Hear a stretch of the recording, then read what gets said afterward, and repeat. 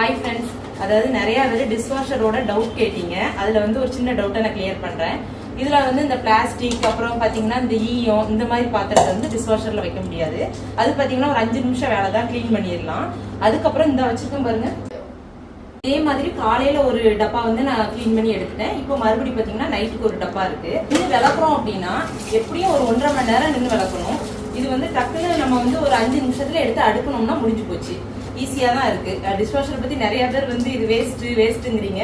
Use பண்ணி பாத்தீங்கன்னா உங்களுக்கே அதை பத்தி தெரியும். இப்ப வெயில் காலமா இருக்கிறதுனால நம்ம வந்து கூழ் எடுத்துக்கிறது ரொம்ப நல்லது. நான் எடுத்துக்கிறது பாத்தீங்க அப்படின்னா கம்பு கூழ் தான் எடுத்துப்பேன். கம்பை பாத்தீங்க அப்படின்னா 2 மணி நேரம் ஊற வச்சிடணும். நான் ஈவினிங் வந்து 2 மணி நேரம் ஊற வச்சிருக்கேன். இனிமே வந்து இதை மிக்சியில போட்டு அரைச்சி பொடியாக்கணும். அதாவது 1-2 ஆகணும், ரொம்ப பொடியாக்க கூடாது. 1-2 அரைச்சு அதுக்கப்புறம் நம்ம தண்ணி மிக்ஸ் பண்ணி கிண்டி வச்சிட்டோம் அப்படின்னா காலையிலே மோர் கலக்கி வெங்காயம் போட்டு குடிச்சோம்னா சூப்பரா இருக்கும். இப்ப அதுதான் ரெடி பண்ண போறேன். ஓகே ஃப்ரெண்ட், வீடியோ லைக் பண்ணுங்க. பாய்.